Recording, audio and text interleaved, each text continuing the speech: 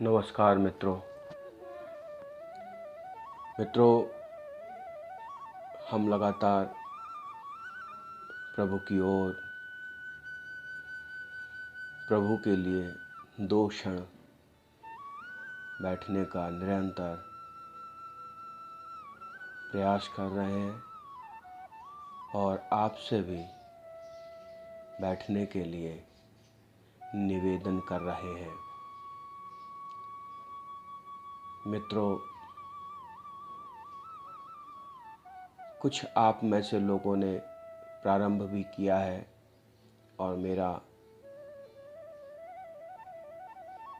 विश्वास है कि कुछ कर रहे होंगे।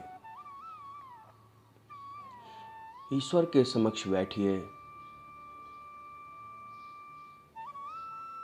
आंख मूंदिए।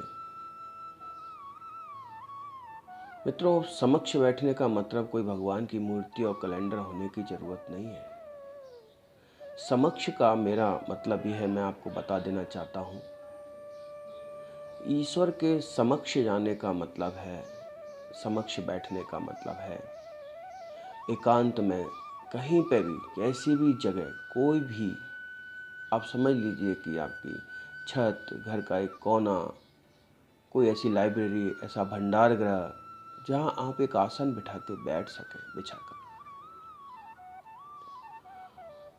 और अपनी आंख को मूंद लेना है। बस आंख मूंदने के बाद अब मैं और मेरा प्रभु। मित्रों, वेदांत दोनों को एक कहता है, लेकिन चूंकि अभी हमारी जो स्थिति है वो प्राइमरी के बच्चे की है, तो हमको बैठने तक के लिए 2 रखना है, मैं और मेरा प्रभु। आगे की बड़ी कक्षाओं में जब वास्तव में हमारा मन उस एक में लगने लगेगा, तो कुछ समय के बाद हम महसूस करेंगे कि 2 नहीं, 1 है। मेरे अंदर जो मुझे सोचने और ध्यान में ले जाने का कार्य कर रहा है वो भी वही है, और जिसका ध्यान कर रहा हूँ वो भी वही है। उस एक सत्ता के अलावा, परम सत्ता के अलावा कुछ और दूसरा है ही नहीं।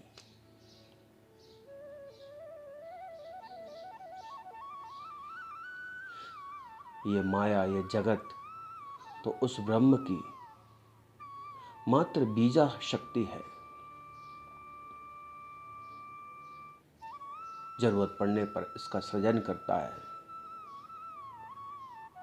और मन आने पर इसका विसर्जन भी कर लेता है और एक बीजा शक्ति के रूप में समेट कर रख देता है अपने पास। मित्रों, इसलिए 2 कुछ नहीं है, 1 है। और उसके समक्ष बैठने का अर्थ भी मेरा यही है कि उससे बात करना है, आंख बंद करके उसके नजदीक जाना है। और उस नजदीक जाने के अनेक तरीके हैं। हम आगे उन तरीकों पर भी जाएंगे। आप पहले उसके साथ बैठने का अनुभव लीजिए, आनंद लीजिए कि यदि वो सत्यचित आनंद है और वो और मैं एक हैं, तो वो आनंद किसका है? वो आनंद भी मेरा है। और यदि वो विश्व में परम शक्तिशाली है और वो और मैं एक हैं, तो विश्व में परम शक्तिशाली कौन है? मैं हूं। यदि वो इस पूरी सत्ता को चलाता है, इस जगत को चलाता है, तो चलाने वाला यदि हम दोनों एक हैं तो वो मैं भी हूं। मित्रों, ये परेशानी तब तक है जब तक वो और मैं अलग अलग हैं। ये एक प्रोसेस है, एक प्रक्रिया है, एक आदत भी है कि हमको निरंतर ये बात सोचना है कि वो और मैं एक हैं। मित्रों, इस धरती पर करोड़ों लोग आते हैं और करोड़ों आकर चले जाते हैं। उसकी तरफ बैठने वाले और उसको समझने वाले कुछ एक ही होते हैं, और कुछ एक होते हैं जिस पर उनकी कृपा भरपूर बरस जाती है और उसको पा लेते हैं।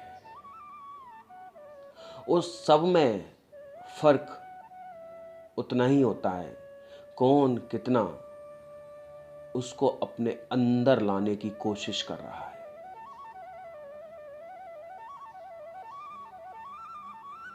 हम सब निरंतर प्रयास करते रहें,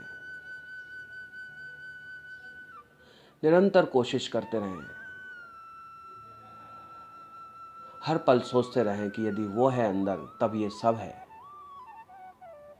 हम किसी से बात करते समय भी ये सोचें कि बात करने की ताकत कौन दे रहा है, ये शक्ति आ कहां से रही है। मित्रों, इसके लिए हमको गेरुआ पहनने की जरूरत नहीं है, भगवा ओढ़ के घूमने की जरूरत नहीं है, इसके लिए हिमालय में जाने की जरूरत नहीं है, इसमें हमको नदी किनारे बैठने की जरूरत नहीं है, इसके लिए कमंडल उठाने की जरूरत नहीं है, इसके लिए बाल बढ़ाने की भी जरूरत नहीं है। मित्रों, कोई बाहरी आडंबर की कहीं जरूरत नहीं है। केवल करना है तो एक ही काम, अंतर्मुखी होना है।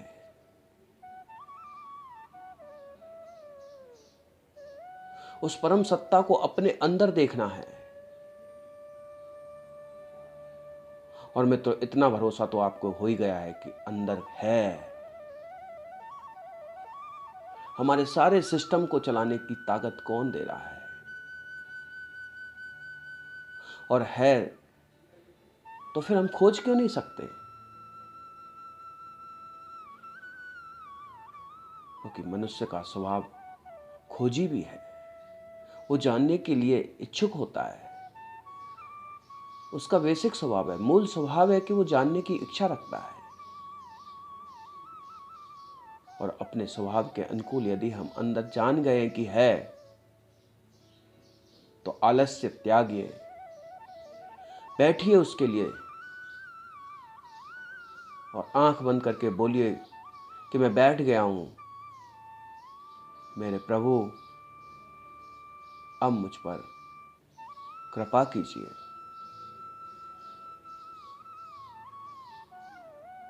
मित्रों, वो करेगा और अवश्य करता भी है।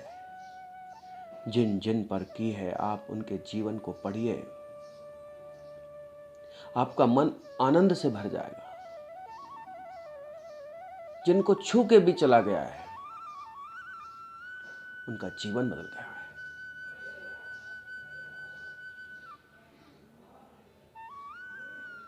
बस देर है